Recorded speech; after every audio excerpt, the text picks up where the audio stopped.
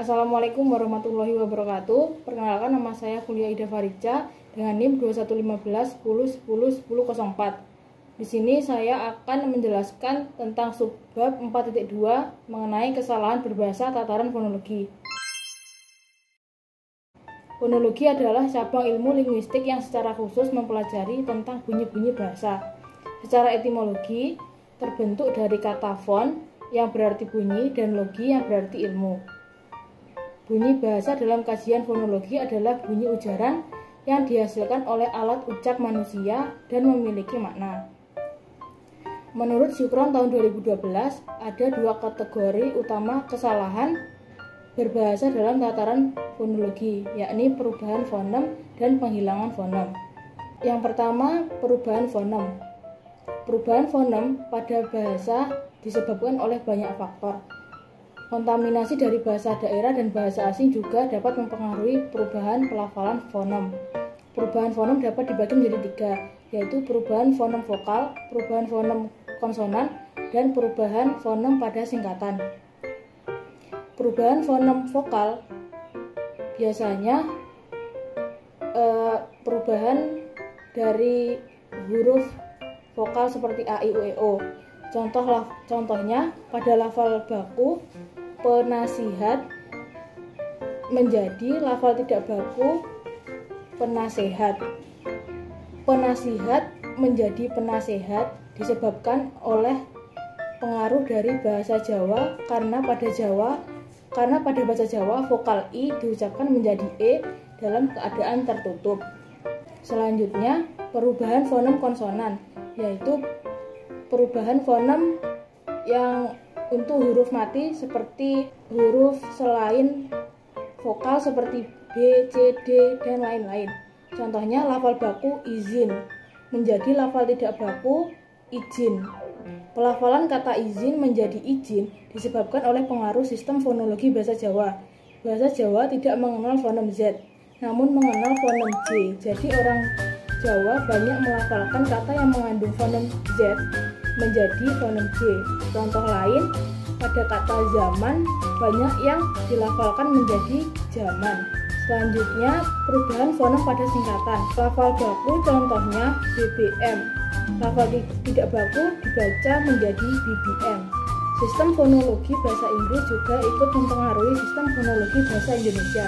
Dalam bahasa Indonesia, fonem B dilafalkan B. Dalam bahasa Inggris, fonem B dilafalkan B. Inilah yang menjadi penyebab ketidakbakuan pelafalan singkatan BBM di atas. BBM yang seharusnya dilafalkan secara Indonesia yaitu BBM, karena terpengaruh bahasa Inggris, pelafalannya menjadi BBM. Kedua yaitu adalah penghilangan fonem. Penghilangan fonem merupakan wujud dari penghematan bahasa secara fonologis. Menurut Mukhlis tahun 2008, menyebutkan bahwa ekonomi bahasa dengan istilah zeroisasi. Zeroisasi adalah penghilangan bunyi fenomis sebagai akibat upaya penghematan atau ekonomisasi pengucapan. Penghilangan fonem dapat dibagi menjadi dua, yaitu penghilangan fonem vokal dan penghilangan fonem konsonan. Penghilangan fonem vokal ini untuk penghilangan fonem huruf a, i, u, e, o. Contoh lafal baku majelis. Lafal tidak baku menjadi majlis. Zeroisasi pada kata majelis termasuk pada zeroisasi jenis sinkop. Sinkop adalah proses penghilangan atau penanggalan satu atau lebih fonem pada tengah kata. Majelis kehilangan fonem e sehingga menjadi majlis. Selanjutnya adalah penghilangan fonem konsonan, yaitu penghilangan fonem pada huruf selain vokal. Contohnya lafal baku tahun menjadi lafal tidak baku tahun. Contoh lain seperti tahu menjadi tahu, lihat menjadi lihat, kasih menjadi kasih. Zeroisasi jenis sinkop juga terjadi pada kata tahun, tahu, dan lihat. Kata tahun kehilangan fonem H sehingga menjadi tahun. Kata tahu juga kehilangan fonem H sehingga menjadi tahu. Hal ini juga terjadi pada kata lihat. Kata lihat kehilangan fonem H sehingga menjadi lihat. Pada kata kasih, zeroisasi yang terjadi adalah jenis apokop. Apokop adalah proses penghilangan atau penanggalan satu atau lebih fonem pada akhir kata. Kata kasih, kehilangan fonem H sehingga menjadi kasih. Sekian dari saya, akan dilanjutkan oleh teman saya. Di bab 4 ini kami akan menjelaskan tentang kesalahan berbahasa tataran morfologi. Morfologi merupakan cabang ilmu linguistik yang mempelajari tentang bentuk-bentuk bahasa terkecil, morfem dan kata serta pembentukannya. Morfem sendiri merupakan suatu kebahasaan terkecil yang dibentuk dari deretan fonem yang dapat membangun struktur dan makna gramatikal tertentu. Untuk membuat morfem ada 3 cara. Yang pertama yaitu afiksasi, pengimbuhan, reduplikasi, pengulangan, komposisi, penggabungan. Dari ketiga cara tadi, biasanya penulis banyak melakukan kesalahan. Selain melakukan kesalahan di 3 cara pembentukan morfem tadi, biasanya penulis juga melakukan kesalahan di bidang kata. Kesalahan-kesalahan tersebut ialah sebagai berikut. Yang pertama, salah menentukan bentuk dasar. Banyak penulis yang salah mengartikan bentuk dasar dari suatu kata.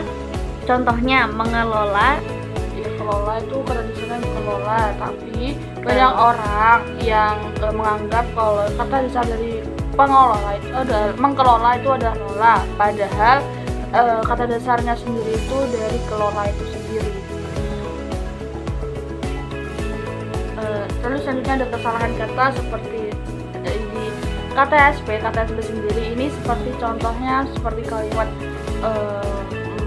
kayak kata mensapu itu salah, seharusnya S-nya itu melebur menjadi menyapu gitu. Baik, untuk selanjutnya ada fonem yang seharusnya luluh malah tidak diluluhkan. Ini merupakan kesalahan yang berbalik dengan yang dijelaskan oleh teman saya barusan.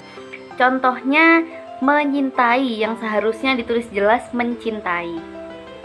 Kesalahan berbahasa yang kedua yaitu kesalahan berbahasa dalam reduplikasi atau pengulangan. Yang pertama, kesalahan dalam menentukan bentuk dasar yang diulang. Contohnya mengorek-korek yang seharusnya ditulis mengorek-ngorek. Kemudian yang kedua, kesalahan pengulangan kata karena bentuk dasar yang tidak tepat. Contohnya tangan-tangan kanan mafia. Seharusnya tangan kanan mafia. Itu salah karena yang diulang hanya sebagian kata, bukan keseluruhan kata. Kemudian yang ketiga ada kesalahan berbahasa terjadi karena menghindari pengulangan yang terlalu panjang. Contohnya wanita karir perlu memikirkan tugasnya sebagai ibu. Terkadang penulis ingin mempersingkat pengulangan agar tidak terlalu panjang, namun di situ malah terjadi kesalahan. Wanita karir tadi seharusnya ditulis wanita karir perlu memikirkan tugasnya sebagai ibu. Selanjutnya ada kesalahan berbahasa dalam komposisi. Komposisi itu sendiri merupakan penggabungan kata dari proses pembentukan dari kata majemuk. Dalam penggabungan kata ini terdapat kaidah-kaidah yang perlu diperhatikan. Seperti yang pertama itu ada kata majemuk yang seharusnya serangkai tapi di situ tidak ditulis secara serangkai. Contohnya seperti di semester ini ia tidak lulus dalam 2 mata kuliah karena yang seharusnya yang betul itu. Jadi kesalahan dari kata ini, dari kalimat ini itu ada di kata mata kuliah yang seharusnya itu mata kuliah itu ditulis terpisah, bukan digabung. Jadi yang betul itu mata spasi kuliah, bukan mata kuliah yang dirangkai menjadi satu. Selanjutnya kesalahan yang kedua itu ada kata majemuk yang seharusnya ditulis terpisah justru dirangkai. Seperti contoh kalimatnya itu banyak tetangga yang terjangkit hepatitis dan akhirnya menginap di rumah sakit. Jadi kata yang salah dari kalimat tersebut yaitu rumah sakit. Mengapa salah? Karena rumah sakit itu seharusnya dipisah, bukan dirangkai menjadi satu. Jadi yang betul itu rumah spasi sakit, bukan rumah sakit yang dirangkai. Lalu yang ketiga itu ada kesalahan berbahasa terjadi karena kata majemuk yang sudah berpadu tak seluruhnya diulang. Jadi contoh kalimat dari permasalahan ini contohnya seperti segi segitiga tersebut harus dibuat dengan ukuran yang presisi.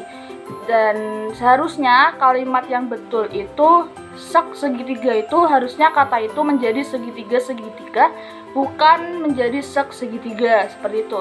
Selanjutnya ada kesalahan berbahasa karena afiksasi dianggap menyatukan perusahaan kata majemuk yang belum padu. Jadi contohnya itu belum ada yang bertanggung jawab dalam kejadian itu. Jadi di situ pembentukan kata yang salah itu ada di bertanggung jawab yang ditulis serangkai karena si kata ini yang bertanggung jawab termasuk dalam kata afiksasi, seperti itu.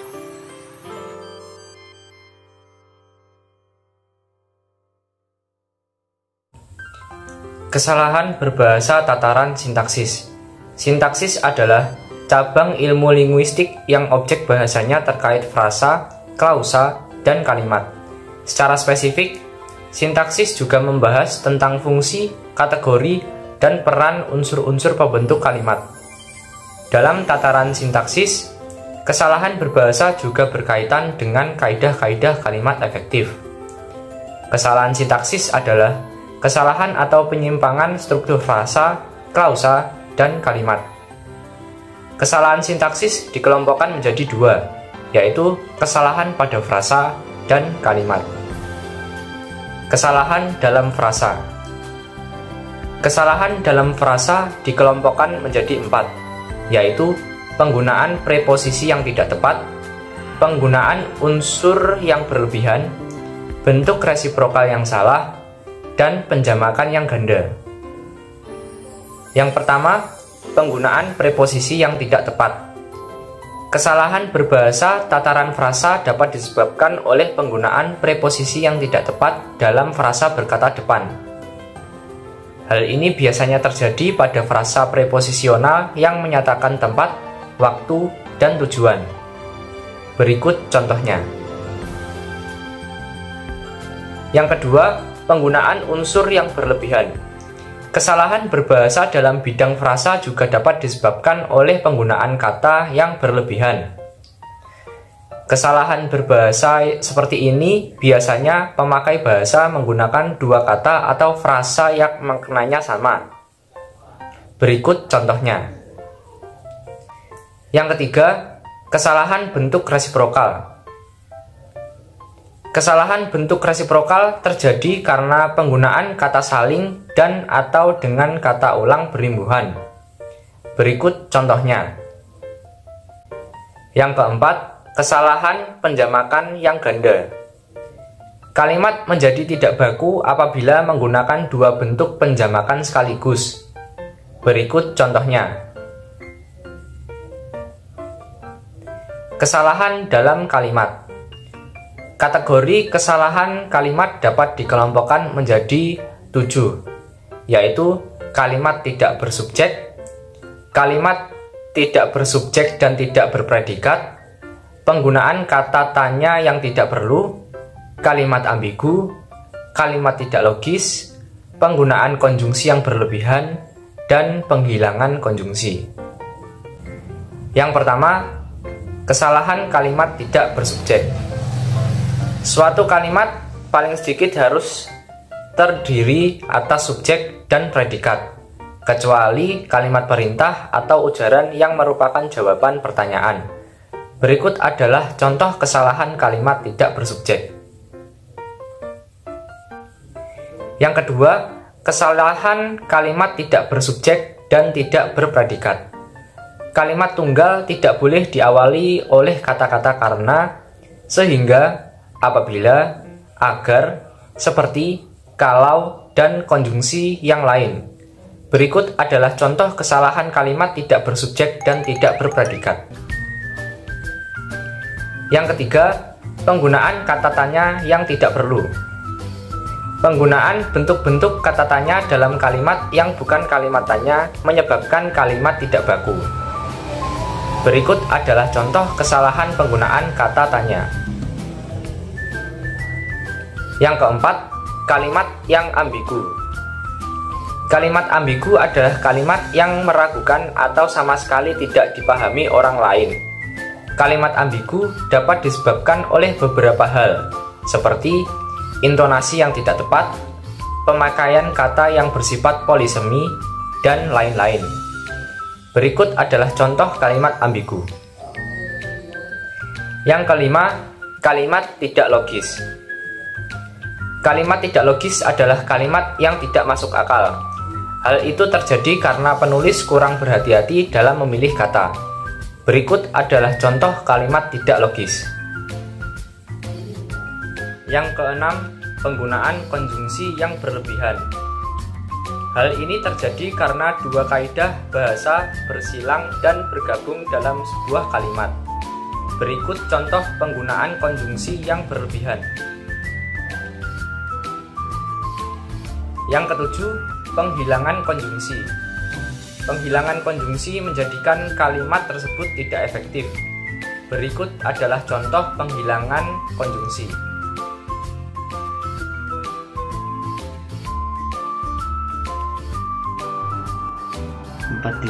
Mengungkapkan bahwa semantik mengaji makna yang berkaitan dengan bahasa sebagai alat komunikasi. Dalam lataran semantik, kesalahan berbahasa dapat terjadi pada beberapa hal, seperti A. Diksi, B. Hiperkorek, C. Ambiguitas, dan D. Pleonasme. Pleonasme adalah praktik penggunaan unsur-unsur kebahasaan. Kesalahan berbahasa tataran semantik adalah ilmu tentang makna. Baik, contoh pertama.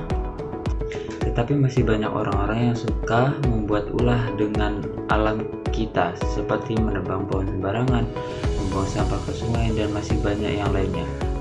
Pada kalimat banyak orang-orang terjadi kesalahan pleonasme karena terdapat bentuk jamak yang dinyatakan dua kali. Kata banyak mengandung makna jamak. Sebaiknya kata benda yang mengikutinya tidak perlu dijamakkan dengan perulangan sehingga makna yang disampaikan tidak berlebihan. Jadi kalimat tersebut cukup dikatakan sebagai berikut.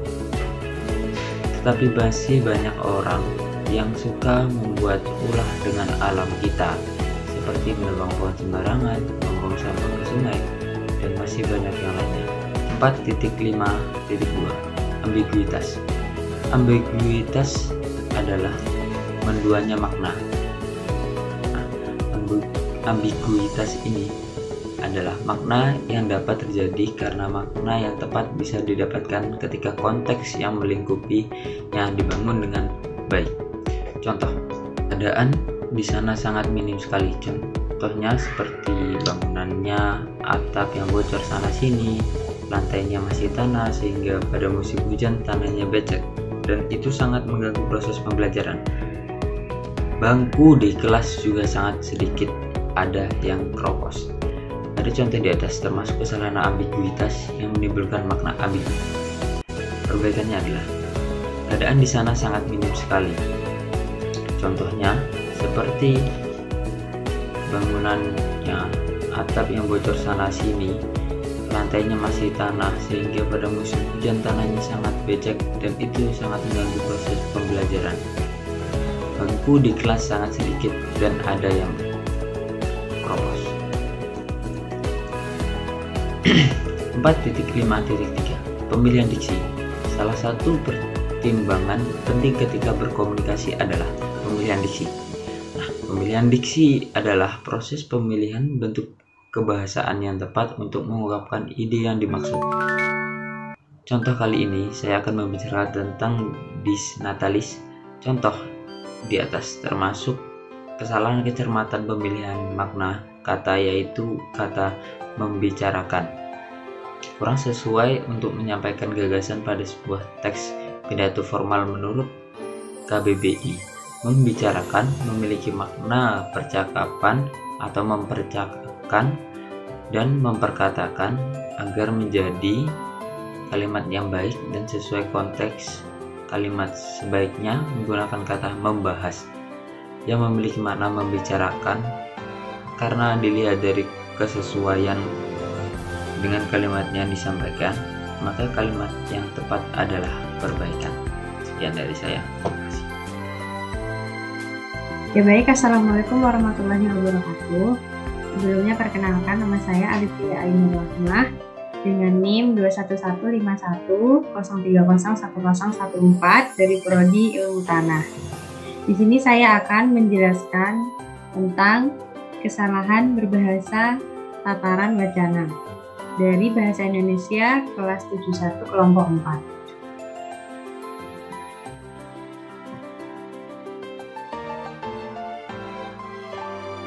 Kesalahan berbahasa tataran wacana.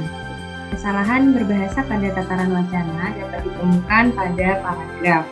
Paragraf adalah rangkaian kalimat yang memaparkan satu ide pokok yang disusun secara koheren dan kohesif. Kesalahan berbahasa pada tataran ini dapat dicermati dalam kalimat-kalimat penyusunannya tersebut. Artinya, rangkaian kalimat dalam paragraf menjadi satu kesatuan yang baru harus padu untuk mendukung penyampaian ide pokoknya. Nah, di sini ini dibagi menjadi dua, yaitu ketidakefektifan paragraf karena tidak ada pelesapan dan kesalahan karena terdapat kalimat sumbang. Ketidakefektifan paragraf karena tidak ada pelesapan.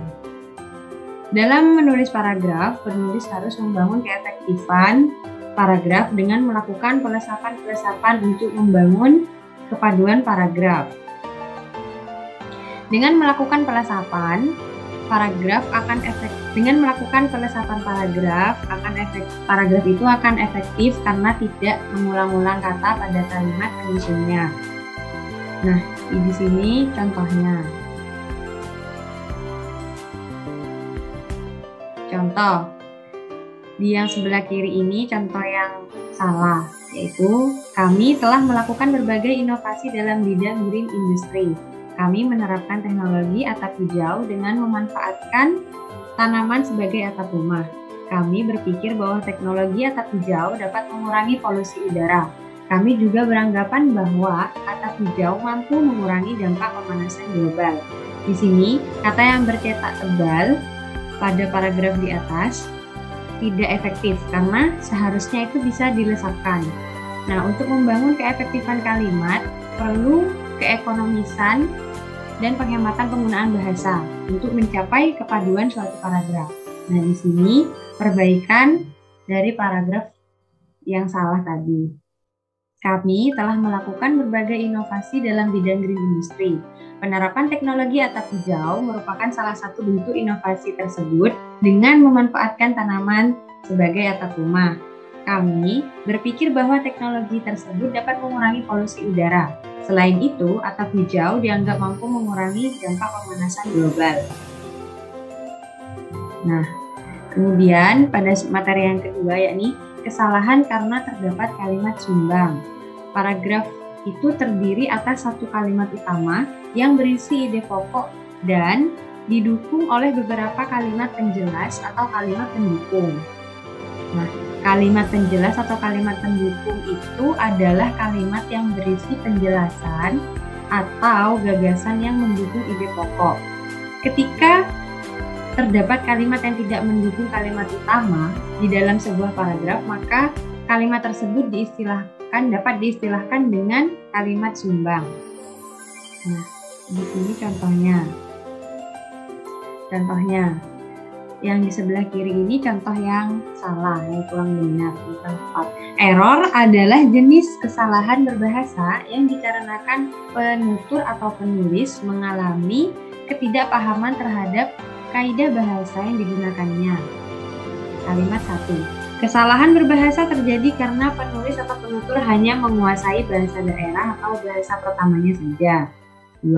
Kalimat konteks ini, kesalahan berbahasa dilakukan oleh penutur atau penulis dengan sengaja dan tidak memahami kaidah bahasa yang benar. Kalimat ketiga. Kemudian, biasanya ditandai dengan bentuk-bentuk kesalahan berbahasa yang konsisten dan berpola. Kalimat 4. Nah, pada paragraf di atas, pada paragraf ini terdapat kalimat sumbang, yaitu kalimat nomor 2 yang dicetak tebal.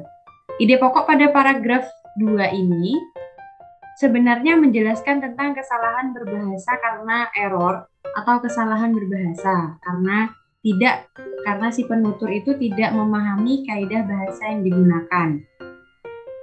Nah, pada kalimat 2 ini paparannya itu terlalu jauh membahas tentang bahasa kedua berupa bahasa daerah. Untuk itu perlu dicermati lagi dalam menyusun kalimat penjelas atau kalimat pendukungnya. Nah, jadi sebaiknya kalimat penjelas atau pendukungnya itu bisa dihilangkan atau direvisi menjadi bentuk kalimat yang lain. Di sini perbaikannya. Error adalah jenis kesalahan berbahasa yang dikarenakan penutur atau penulis mengalami ketidakpahaman terhadap kaidah bahasa yang digunakannya. Dalam konteks ini, kesalahan berbahasa dilakukan oleh penutur atau penulis dengan sengaja dan tanpa disadari karena penutur atau penulis tidak memahami kaidah bahasa yang benar. Biasanya ditandai dengan bentuk-bentuk kesalahan berbahasa yang konsisten dan berpola. Jadi di sini sudah dirubah kalimat yang nomor 2 tadi menjadi lebih tepat. Mungkin sekian penjelasan tentang kesalahan berbahasa tataran wacana oleh saya. Kurang lebihnya mohon maaf. Baik, selanjutnya yaitu kesalahan berbahasa tataran ejaan dan tanda baca. Ejaan dan tanda baca merupakan sebuah aspek teknis terkait kaidah atau tata tertib dalam berbahasa Indonesia. Indonesia telah mengalami beberapa kali perubahan kaidah ejaan. Yang sekarang ini digunakan adalah PUEBI, yaitu Pedoman Umum Ejaan Bahasa Indonesia. Kesalahan-kesalahan yang sering ditemukan pada saat mahasiswa membuat proposal ataupun makalah. Yang pertama adalah kesalahan penggunaan huruf kapital. Kesalahan ini sering terjadi pada nama instansi, nama geografi, kata yang bukan di awal kalimat, nama peristiwa, sejarah, nama orang, dan agama. Misalnya contohnya Universitas Jember yang ditulis semuanya huruf kapital, padahal yang benar adalah hanya di awal saja Universitas Jember karena bukan merupakan singkatan. Kemudian nama geografi seperti pada contoh Kecamatan Pesanggaran, seharusnya K-nya besar, P-nya besar. Selanjutnya kesalahan penggunaan pada awal kalimat. Misalnya pada sebuah laporan, adapun tujuan kegiatan tersebut adalah 1. Mengembangkan kemampuan berbahasa Indonesia. Di sini tanda yang dicetak tebal merupakan kesalahan karena seharusnya menggunakan huruf kecil. Yang keempat, kesalahan penggunaan pada nama tahun, bulan, hari raya, dan peristiwa sejarah. Seperti pada contoh, pada tanggal 2 Mei Indonesia telah memutuskan sebagai peringatan Hari Pendidikan Nasional. Di sini Hari Pendidikan Nasional mengalami kesalahan karena seharusnya P-nya besar dan N nasionalnya besar karena merupakan peristiwa sejarah. Kemudian kesalahan penggunaan huruf miring. Ini biasanya untuk kata-kata yang bersifat asing, seperti pada contoh mengajukan perlengkapan resiko guna mendukung pelaksanaan kegiatan rutin SAR serta sebagai media publikasi. Seharusnya kata rescue yang merupakan dari bahasa asing dicetak miring. Kemudian kesalahan penulisan singkatan, contohnya FKIP, di mana di sini hanya F-nya besar dan KIP-nya kecil. Seharusnya semuanya ditulis kapital karena merupakan nama singkatan. Yang selanjutnya ada kesalahan pada penulisan kata depan atau preposisi. Seperti pada contoh, pendidikan di Indonesia telah menuju ke arah yang benar. Di sini ke arah ditulis cetak tebal karena mengalami kesalahan. Yang benar adalah ke arah, ke dipisah dengan arah, tidak bergandeng. Kemudian yang selanjutnya adalah kesalahan penulisan kata berimbuan.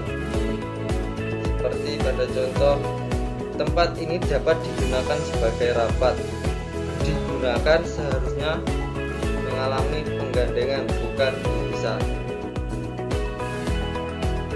Selanjutnya, kesalahan berbahasa tataran tanda baca. Tanda baca digunakan untuk memperjelas fungsi maupun maksud dari satuan bahasa yang dituliskan. Kesalahan tanda baca masih sering ditemukan pada proposal ataupun makalah mahasiswa. Contoh-contoh kesalahan yaitu mengenai tanda titik 2 yang seharusnya digunakan untuk pemberian lebih dari 2. Misalnya, kami hanya membeli barang yakni batik dan kaos. Di sini, jika hanya terdapat 2 yaitu batik dan kaos, sebaiknya tidak digunakan tanda 2, melainkan seperti contoh yang di bawah. Kami hanya memberi 2 barang yakni batik dan kaos. Tanda titik 2 tidak diperlukan dalam kalimat ini. Selanjutnya ada penggunaan tanda hubung untuk makna sampai dengan atau sampai ke. Tanda hubung merupakan lambang atau petunjuk yang menghubungkan unsur atau kata. Sedangkan tanda pisah ialah lambang yang memisahkan atau membatasi kata atau kalimat. Jadi maksudnya perjalanan Jember sampai ke Bali cukup lama karena libur panjang meningkatkan animo masyarakat. Di sini seharusnya menggunakan tanda pisah karena memisahkan suatu daerah. Jadi yang benar, perjalanan Bali Jember menggunakan tanda pisah garis yang lebih panjang. Seperti itu. Selanjutnya, ketidaktepatan penggunaan tanda penyingkat atau apostrof tanda petik digunakan untuk penanda penghilangan salah satu bagian kata atau angka tahun. Contohnya, dia akan pergi keluar kota bersama keluarganya Jumat depan. Jumat depan di sini menggunakan tanda petik dan itu adalah kalimat yang salah. Kalimat yang benar yaitu dia akan pergi keluar kota bersama keluarganya Jumat depan. Jumat tidak ada tanda petik.